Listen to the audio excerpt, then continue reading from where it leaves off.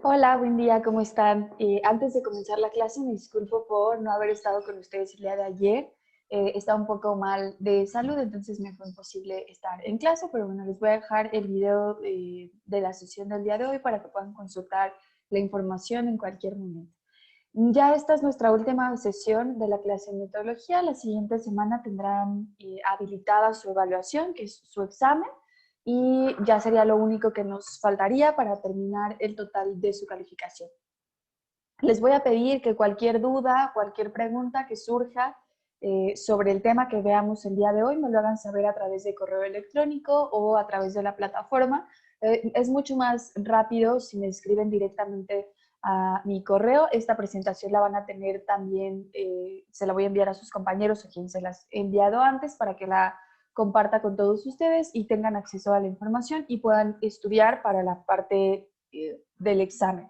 Les voy a pedir que sobre todo la cuestión de los ejercicios, la parte de los ejercicios, si llegan a tener alguna duda, me lo hagan saber con tiempo para que no haya problemas el día del examen. Realmente los ejercicios que vamos a realizar son sumamente sencillos, pero de cualquier forma, pues voy a estar ahí pendiente toda la semana para resolver sus dudas.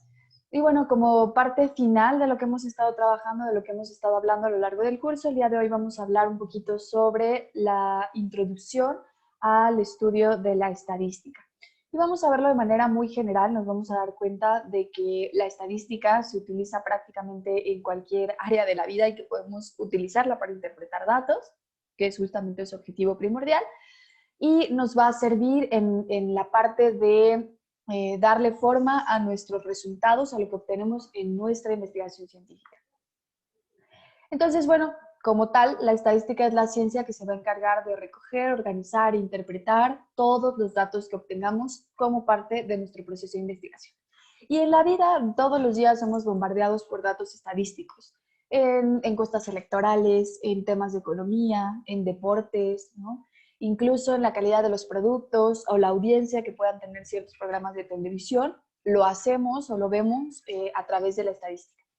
Y entonces esta va a ser fundamental para muchas ramas de la ciencia, desde la medicina hasta la economía. O sea, la estadística se puede utilizar prácticamente en cualquier disciplina.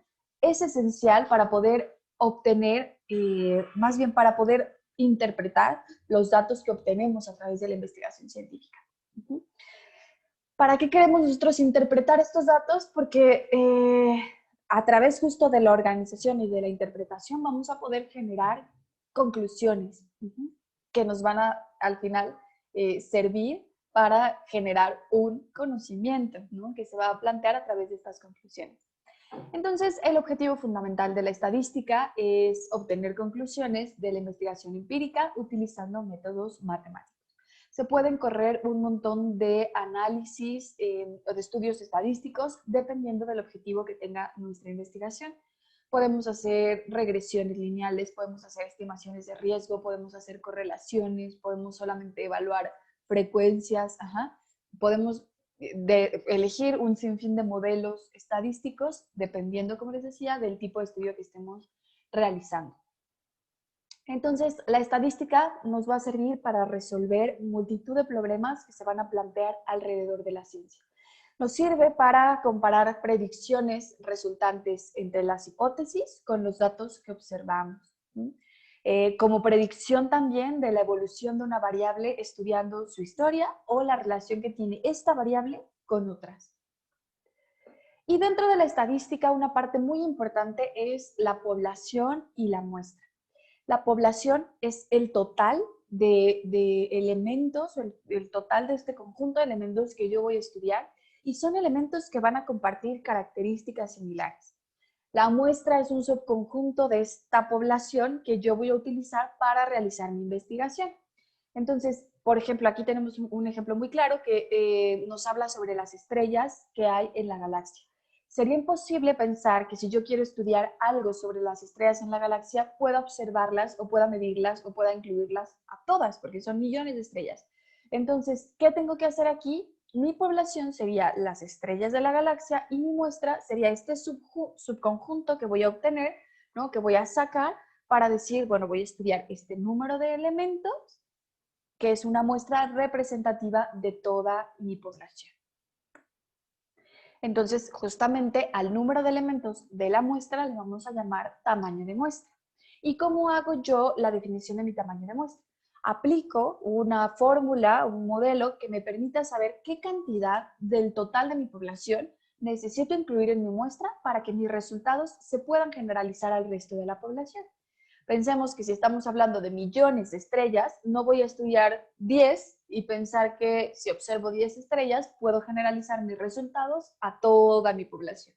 Entonces, para saber qué número de personas, de objetos, tengo que incluir en mi muestra, voy a aplicar una fórmula que me va a permitir justamente hacer este muestreo, este cálculo de mi muestreo. Y bueno, la estadística la vamos a dividir en dos grandes ramas, la estadística descriptiva y la estadística inferencial. En cuanto a la estadística descriptiva, pues es la parte que nos va a permitir analizar un conjunto de datos en donde voy a extraer conclusiones que solamente se van a aplicar a ese conjunto de datos. Por ejemplo, lo que obtenemos en los deportes, puedo hacer estadística descriptiva sobre el rendimiento académico de los estudiantes de una determinada materia.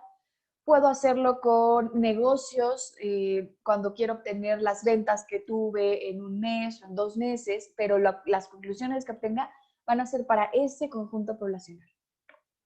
La inferencial me va a permitir obtener conclusiones generales de una determinada población.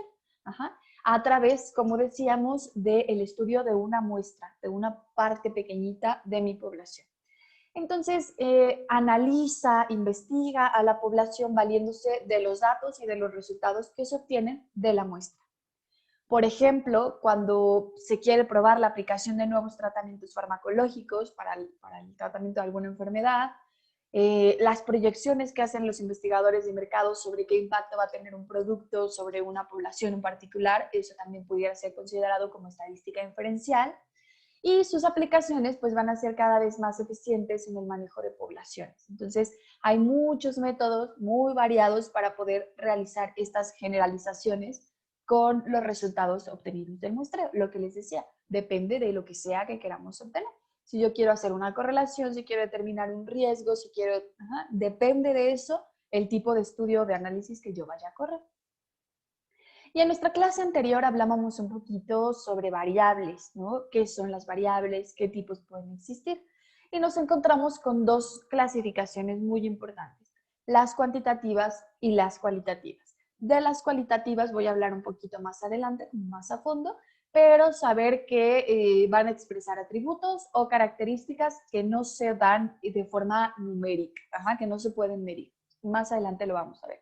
En cuanto a las cuantitativas, a su vez las vamos a subdividir en discretas y continuas. Las discretas son estas variables que pueden ser determinadas o que pueden ser contadas. Y las continuas, las que pueden ser medidas. Es decir, voy a aplicar una medición para obtener esta variable. ¿Qué ejemplos tengo de variables discretas? El número de pisos que hay en un edificio, el número de hijos dentro de una familia, el número de clientes que entran o salen a una tienda. Eso lo puedo obtener a través de números, de conteos. Y las continuas, como les decía, se dan mediante mediciones. Por ejemplo, el tiempo que se tarda una persona en ir de su trabajo a su casa, la estatura que tiene una persona, la superficie de un terreno. Para saber eso tengo que hacer una medición. ¿Ok?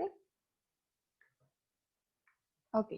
Entonces, los datos que se van a generar en un estudio estadístico van a ser de la misma categorización de la variable que estemos estudiando. Entonces, pueden ser cualitativos, pueden ser cuantitativos discretos o cuantitativos continuos.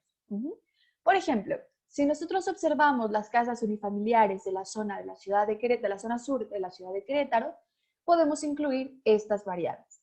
En cuanto a las cualitativas, podríamos hablar sobre el sitio donde están ubicadas las casas, el tipo de estructura que tienen, la disponibilidad de servicios, el tipo de cubierta, el material con que se elaboraron, el color de las paredes. Y cuando hablamos de cuantitativas discretas, podemos incluir el número de habitaciones, el número de baños, el número de pisos que tienen las casas, los años de antigüedad en la construcción. Y las cualitativas continuas vamos a incluir aquí al área de construcción, el área de las casas, de los patios, del terreno total de la casa. Para obtenerla necesito hacer una medición. Esta es la diferencia entre las discretas y las continuas. Y en cuanto a las cualitativas, que les decía que íbamos a hablar un poquito más a detalle sobre estas, nos vamos a referir, bueno, a características, cualidades que no se van a medir mediante números. Y las vamos a distinguir en dos tipos, nominales y ordinales. Una variable que es cualitativa nominal va a presentar modalidades no numéricas que no admiten un criterio de orden. Por ejemplo, el estado civil, ¿no? Que vamos a tener soltero, casado, separado, divorciado, viudo, el que quiera, no tiene como tal un orden. En la cualitativa ordinal sí vamos a tener un orden. Por ejemplo, las medallas que se obtienen en una prueba deportiva. Tenemos la medalla de oro, plata y bronce. Sabemos que no es como tal un número, no me está dando un número, pero estos atributos, que es el oro, plata y bronce, tienen un orden. El superior es el oro, después es la plata y por último el que está en la parte más baja es el bronce. Y entonces nos encontramos con los niveles de medición. Tenemos desde el nivel nominal hasta el nivel de razón. El nominal es la escala más baja de medición y la escala de razón es la escala más alta de medición. En la nominal nos encontramos que los datos no poseen ningún orden ni generan categorías. En la ordinal, esta va a ser una escala que está por encima de la nominal y se utiliza para clasificar un conjunto de datos, darle orden a un conjunto de datos. En la intervalo nos vamos a encontrar con que esta escala hace una diferencia entre dos números consecutivos y representa la misma diferencia en la magnitud de la variable y va a tener un cero relativo. En la de razón nos vamos a encontrar con un cero absoluto. Ahorita vamos a ver ejemplos para que sea un poquito más sencillo de entender. Entonces, bueno, en la escala, déjenme ponerme por acá. En la escala nominal, los valores que vamos a obtener en las observaciones van a poder ser codificados mediante números. Sin embargo, estos números no van a tener como tal un valor intrínseco, solamente nos van a ayudar a etiquetar, a categorizar. Entonces, no pueden ser ordenados, no pueden ser medidos. Por ejemplo, si estamos determinando el estado civil de una persona, podemos etiquetarlo como que casado es 1, soltero 2, divorciado 3, unión libre 4. Estos números, 1, 2, 3, 4, no tienen un valor, solo son una etiqueta para mis datos y que me facilitan un poco el ordenamiento de estos datos. En la escala ordinal, aquí vamos a encontrar variables que son susceptibles de poder ser medidas y que van a tener un orden. Y se van a agrupar de acuerdo con el orden que les ha sido preasignado. Por ejemplo, si hablamos de que la variable es el grado de instrucción, el grado de educación, nos podemos encontrar con una escala que va de primaria a posgrado. Vamos a ver que hay un orden. Y hay una diferencia entre los estudiantes, no solo por los años de experiencia, sino por el conocimiento que se va a obtener en cada uno de estos niveles. En cuanto a la escala discreta, se dice que si la variable medida es susceptible de ser contada, se puede construir una escala discreta, que va a estar formada por números enteros. Esto es muy importante, donde las fracciones no van a ser consideradas, ni las fracciones, ni los decimales, nada. Por ejemplo, el número de hijos. En una escala discreta vamos a tener un hijo, dos hijos, tres hijos, cuatro hijos, cinco hijos. No vamos a decir, tengo 1.5 hijos. No se puede. Entonces, en esta escala solamente números enteros. Por ejemplo, el número de caries dental que tiene una persona lo vamos a clasificar de 1 a 3, de 4 a 6, de 7 a 9, pero no vamos a utilizar ni fracciones ni decimales. En la continua o concreta, aquí sí vamos a tomar en cuenta las fracciones, los decimales, los porcentuales. Aquí vamos a tener números relativos. ¿Qué ejemplos de este tipo de variables tenemos? La estatura de las personas, el peso, el tiempo. Porque aquí sí podemos hablar de esta persona mide 1,65, 1,66, 1,68. O pesa 20.5 kilogramos. Aquí sí tomamos en cuenta los porcentuales, las fracciones. Y en cuanto a la escala cronológica, este es un tipo de escala que es cuantitativa continua y que vamos a utilizar para poder estudiar fenómenos en función al tiempo. Entonces nos va a permitir conocer cómo se presenta, cómo se desarrolla un fenómeno a lo largo del tiempo, darle un seguimiento temporal. Por ejemplo, los cambios físicos que puede presentar una persona, si hacemos una escala de medición de al año, a los 5 años, a los 10 años, a los 25 años, podemos irlos observando y es un seguimiento temporal, ¿no? De cómo se dan, por ejemplo, estos cambios físicos. En cuanto a la escala intervalar, aquí las categorías se van a ordenar en unidades igualmente espaciadas. Entonces, es posible medir las diferencias relativas en cada punto de la escala. Aquí no vamos a tener un cero absoluto. Y un ejemplo de esto es, por ejemplo, la temperatura corporal. En la temperatura corporal no vamos a tener un cero, porque no hay ninguna persona en el mundo que pueda vivir con 0 grados centígrados, ¿no? Que su temperatura sea de 0 grados. Aquí no hay cero absoluto. En la escala de razón sí vamos a encontrarnos con un cero absoluto. Aquí, por ejemplo, podemos hablar de la edad. Sí podemos decir que una persona tiene 0 años de nacido, porque no ha cumplido ni siquiera un año. Entonces, en este ejemplo, vemos que Juan tiene 0 años. José tiene 9 años y Joaquín tiene 18. ¿Cuál es la diferencia entre las edades? Pues Joaquín, que tiene 18 años, es 9 años más grande que José y 18 más que Juan. Esa es la diferencia entre los valores numéricos cuando tenemos un cero absoluto. Y después de hablar un poquito sobre las variables y los niveles de medición de las variables, nos vamos a encontrar con la distribución de frecuencias. La distribución de frecuencias es una tabla en donde vamos a tener resumidos nuestros datos. Y entonces nos va a dar como una visión muy panorámica que nos va a permitir establecer un criterio sobre el comportamiento de nuestros datos. Es una tabla, en la tabla más bien de frecuencia podemos resumir cualquier tipo de datos, categóricos, ordinales, discretos, continuos. Y la distribución de frecuencias va a constar básicamente de 2 columnas. La izquierda va a estar reservada para las categorías y en la derecha se van a ubicar las frecuencias con las que se presentaron cada una de estas categorías. Aquí lo podemos ver un poquito más gráfico. Esta es una distribución de frecuencia.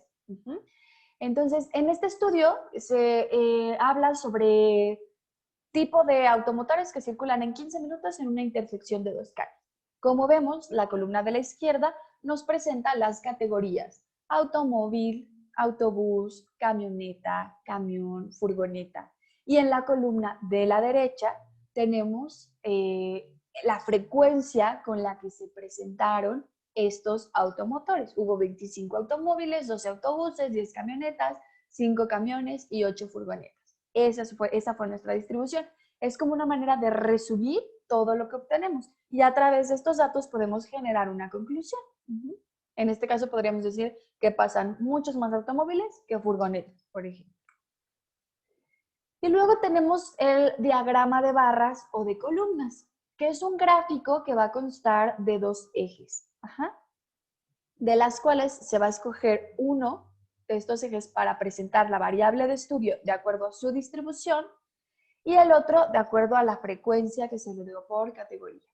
Si nuestro eje vertical es el que se marca, en donde se van a marcar las frecuencias, tenemos un diagrama de columnas. Si el eje horizontal es donde se presentan, entonces tenemos un diagrama de barras. ¿Ok?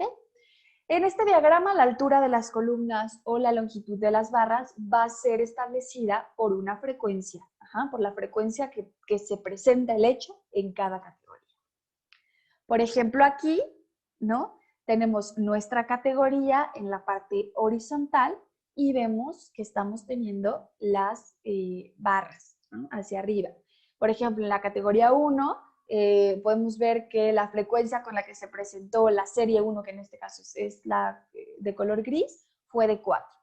En la serie 2, que está en color amarillo, es de 2.5.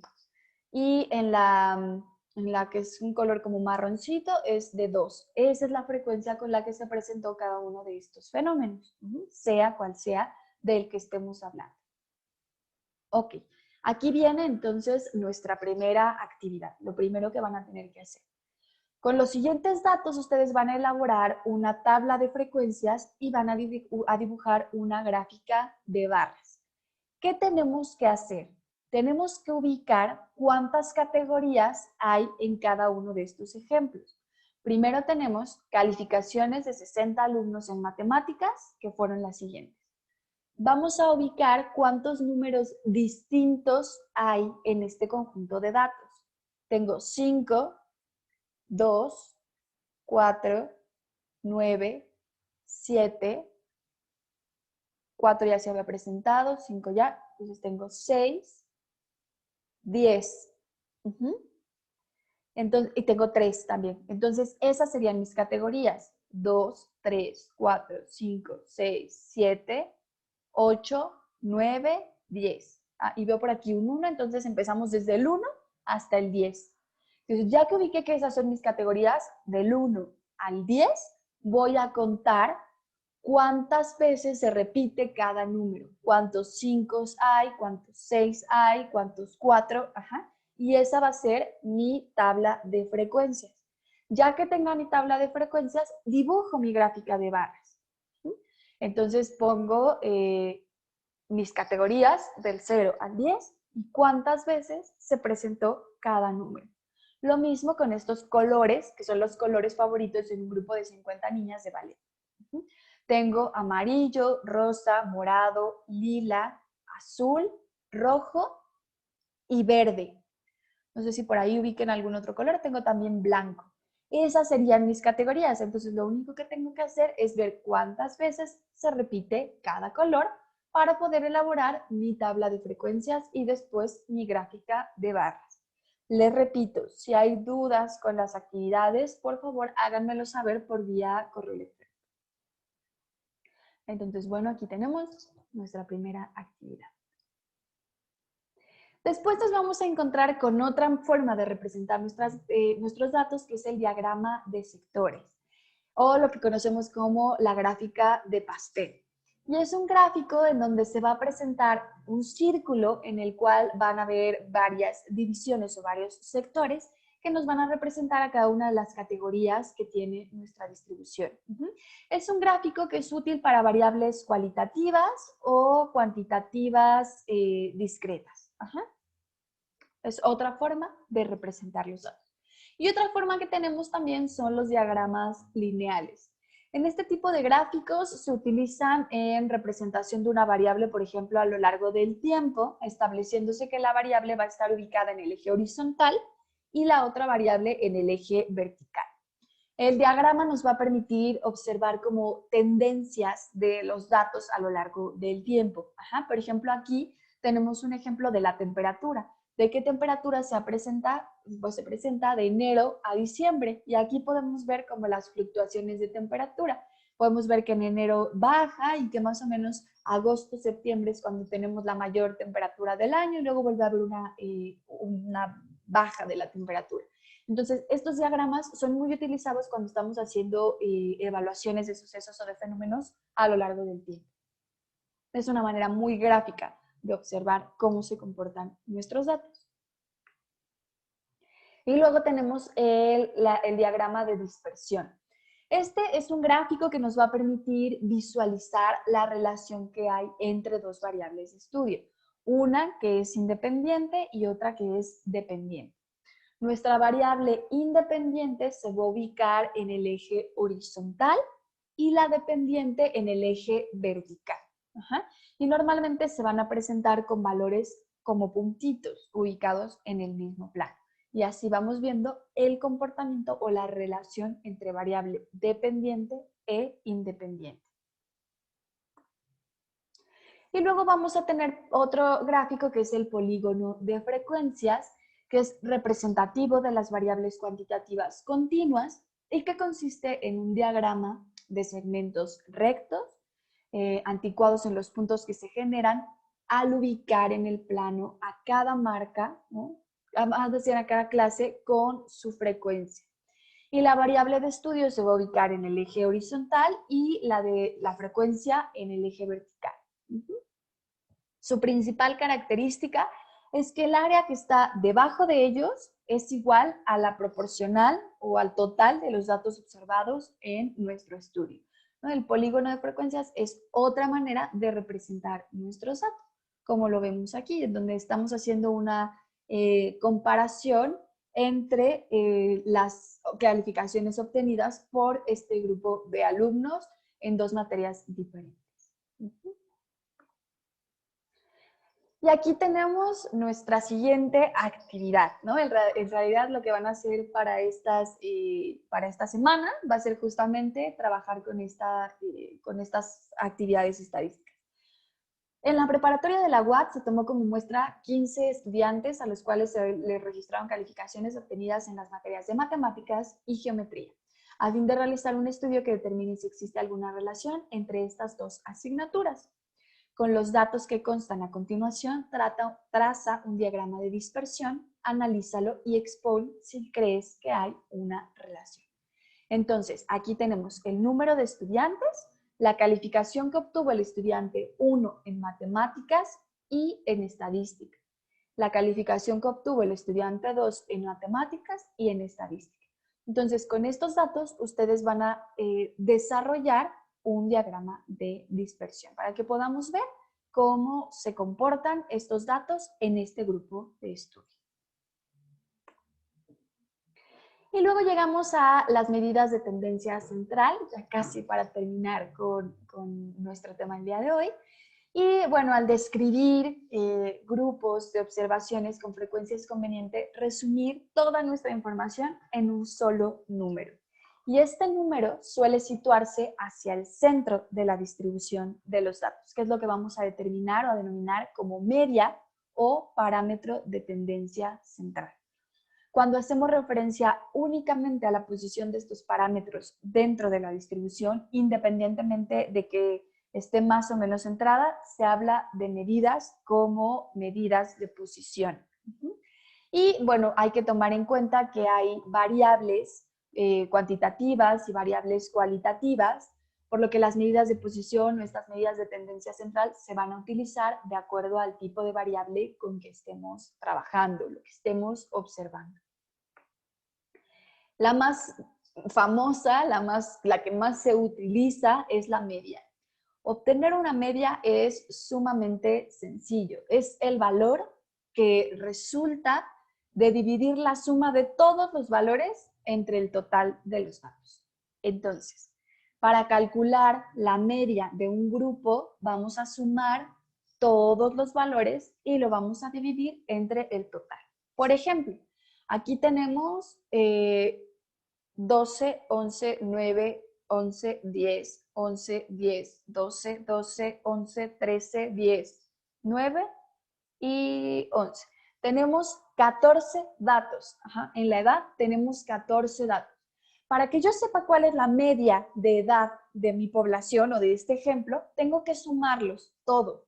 Es decir, 12 más 11 más 9 más 11 más 10 más 11 más todos y lo divido entre 14, que es mi total. Y ese número que yo obtenga es la media de edad. Y lo mismo voy a hacer para el peso y para los goles anotados de cierto equipo. Entonces, primero cuento cuántos datos tengo en total, hago la suma de todos estos datos y lo divido entre ese total.